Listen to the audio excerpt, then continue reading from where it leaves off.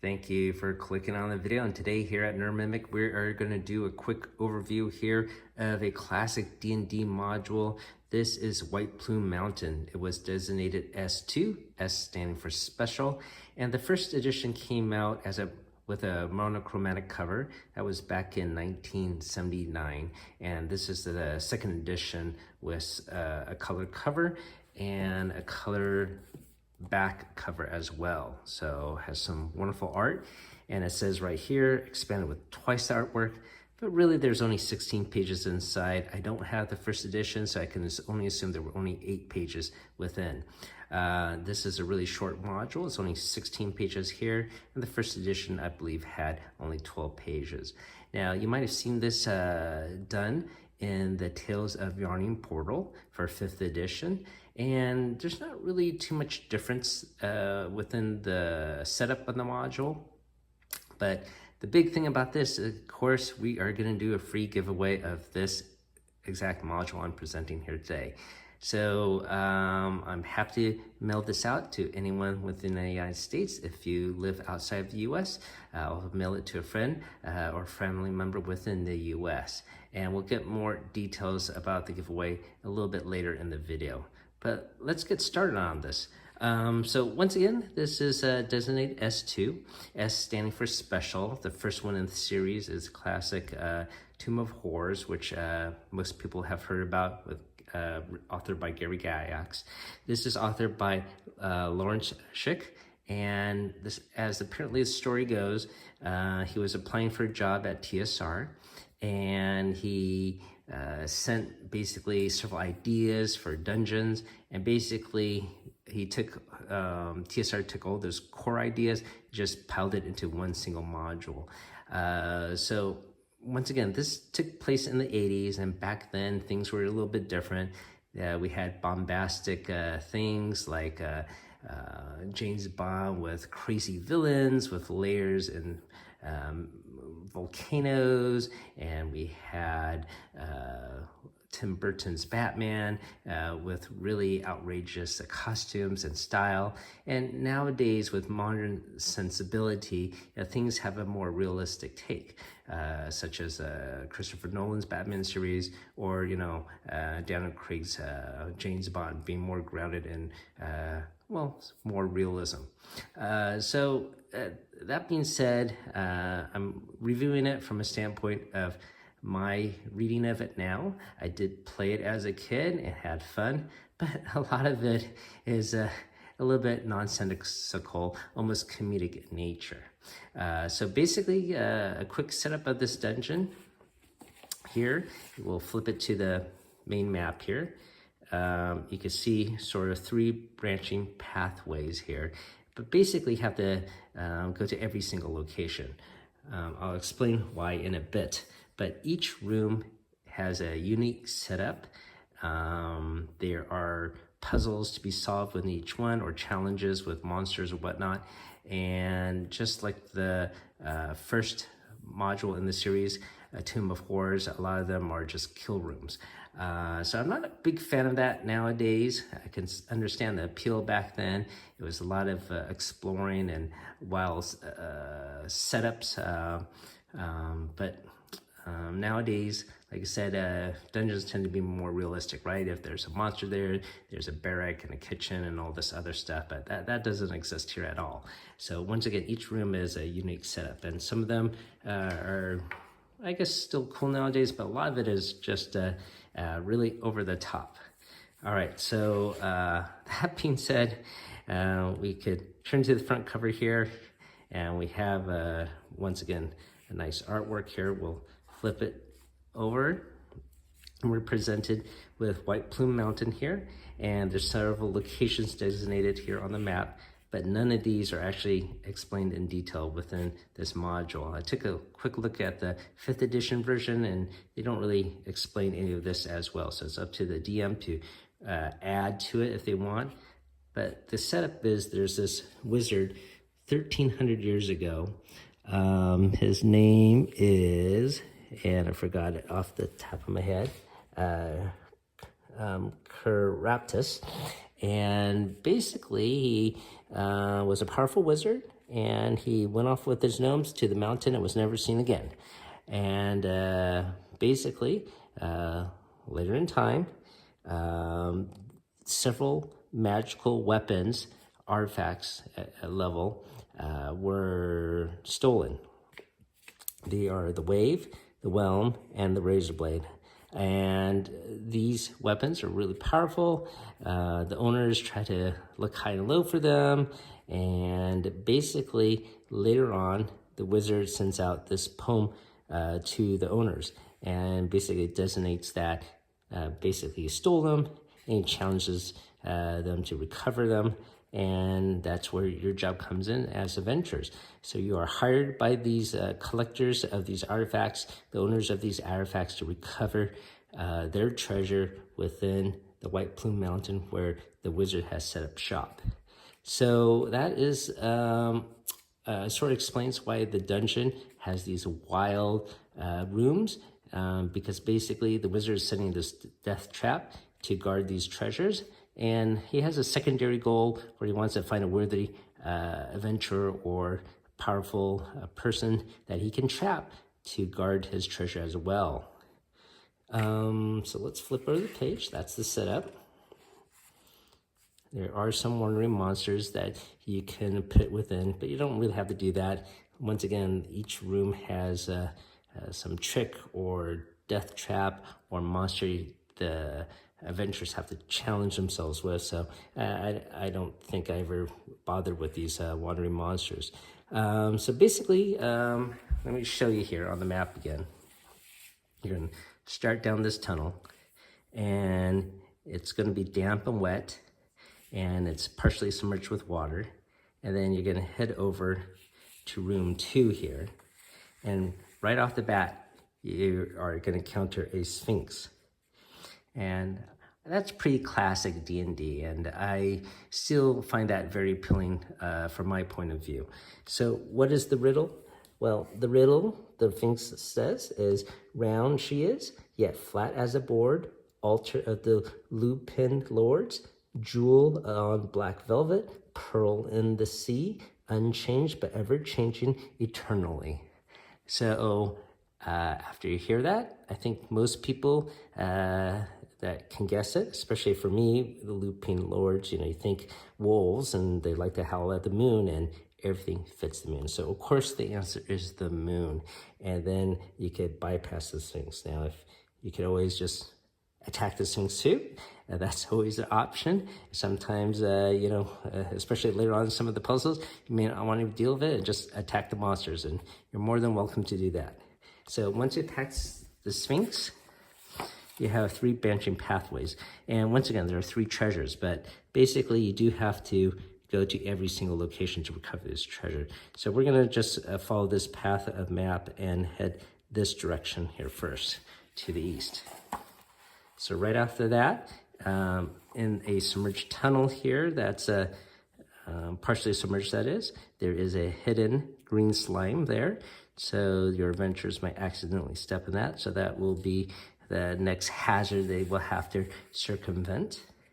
Right after that, there are these spheres that float, and they have different treasures within. Some of them good, some of them bad. After that, in room 5 here, which is my biggest problem with this dungeon itself, is room 5 here, is you have these flesh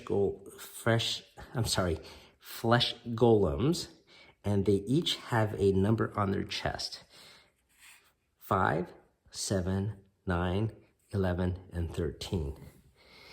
And then number 5 says, one of us does not belong with the others. If you can pick it out, it will serve you, and the others will allow you passageway. If you pick the wrong one, we will kill you. You have 60 seconds. So I always think that's bizarre that a wizard would have these numbers on the chest of these flesh golems, but I guess he's a little bit mad, and he's a mad mage, and this is what he does. If you don't know the answer is number 9, because number 9 is not a prime number.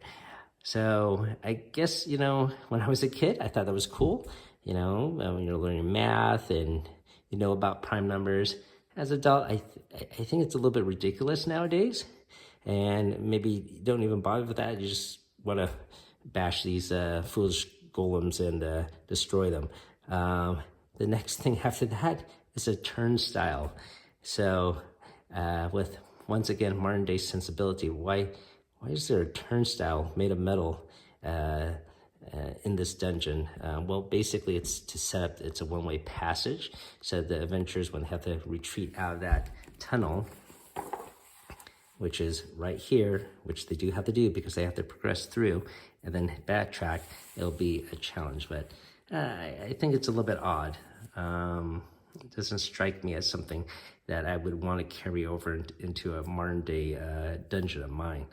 So once you pass that, okay, once you pass this turnstile, you have to traverse this open cavern, which has these wooden discs. They are elevated above the ground, and they have geysers of water that shoot up every 3 minutes, and they have a chance of getting knocked down as they traverse this room. So they have to make a strength challenge and I suppose a dexterity challenge to avoid falling down. If they fall down, they could have instant death. They can avoid it if they make a saving throw against a breath weapon and only take half damage. After they pass that room, they will enter the main lair of the baddie for this section of the dungeon, and that's going to be a vampire. This vampire has been cursed to remain in the dungeon to guard his specific treasure, which is going to be this dwarven hammer called the Whelm. It has various abilities, but the main power it has is this act of stunning. It can do it once a day, and basically when it strikes the ground, it'll send forth a huge shockwave, causing up to 45 points of damage to any enemy within a 60-foot radius. So that's pretty powerful. The adventurers can definitely use the weapon within the dungeon. They're not meant to take it home or keep it as loot, because they do have to give it to the rightful owner of these 3 treasures. Once again, that's the main goal or mission of this module. All right, so that completes the arc on the east side here of the map. Now we're going to go sort of backtrack here and go up the middle, and we'll talk about room 11 here next. And that has a picture here, and the description for this room is: there is a 30-foot long spinning cylinder, apparently made of some light material of metal, and it's 10 feet in diameter, spins counterclockwise, and goes about 8 miles an hour. The entire inner surface is covered with a slippery oil and painted with a dazzling black and white spiral pattern. This tunnel does not have any poison. There's no monsters here. It's not particularly a trap. I think it's meant to just disorient the players, maybe give them pause before they enter this tunnel to see if there is a trap that they need to disarm, something of that nature. It reminds me of a spinning tunnel in a circus funhouse. And for better or worse, that is the name of this type of dungeon. They're called funhouse dungeons. And this genre was quite popular in the 1980s, which each room, once again, having certain set pieces that you had to progress through, rather than, once again, modern dungeons where they're laid out almost like having an architect with barracks and kitchens and armories and things of that nature. I never really liked this room. It's just sort of odd that it's there, but that's just my opinion. Okay, so once they pass that, they're basically going to go into this large lake, and the main baddie there is going to be this giant crab. His picture is actually on the opposite page here. And this crab is huge, has 60 health points, and he's guarding a treasure called the Wave, which is a trident, and it has various abilities here. You can see he has functions as a fish commanding, trident of warning, can give the owner water breathing and underwater action abilities, can generate a cube of force. So pretty powerful. Of course, there's going to be some other treasure within the room. Those they can keep. Once again, this wave trident, they're meant to give back to the owner. So that is the crab encounter. Now, there are certain other water pathways going up the west side here. And then there's this inverted pyramid here, this inverted lake. We'll get to that in a bit. So going up the west side here, you have this magical stream with water floating through the air. Then once again, you have this inverted lake or water. And here's a picture of it. It has various creatures within, and you have to try to achieve getting to this door. And you can see all these monsters within. It's a quite a bizarre setup. But anyways, once you get through this door, you are going to encounter this huge orc mage, and he is guarding the treasure Black Razor. And this Black Razor is a pretty cool sword, actually. It is described as having a negative energy ability by if you hit a creature with positive life force, you will gain a level and the hit points from the damage that you do. But it will do the opposite if you hit something with negative energy or negative life force, such as a skeleton, something undead. Exceptions would be for ghouls and gas. All right, so that's a pretty cool weapon. And of course, there's other treasure within that room with Ogre. And that's pretty much it. Once you obtain those 3 treasures and try to backtrack out of the dungeon, and you head back here to this fork in the dungeon, room 2, with the Sphinx that was there.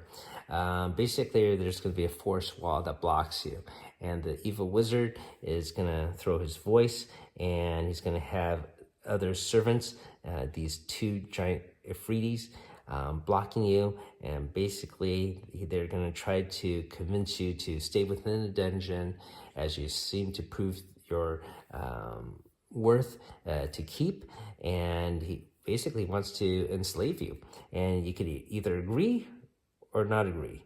So obviously, if you disagree with serving the wizard, these guys are going to fight you. Now, of course, it's up to the DM to have this encounter or not. If the party's already low on health or whatnot, you don't have to have this encounter if they're still too strong. The head module actually recommends you throw in 2 more Ifritis. So you got 4 Ifritis to fight. It's a tough battle, and this game or this module, once again, is rated for levels 5 through 10. You're probably going to need to have a bigger party if you just have level 5 characters. This probably would do better if you're higher end, for sure.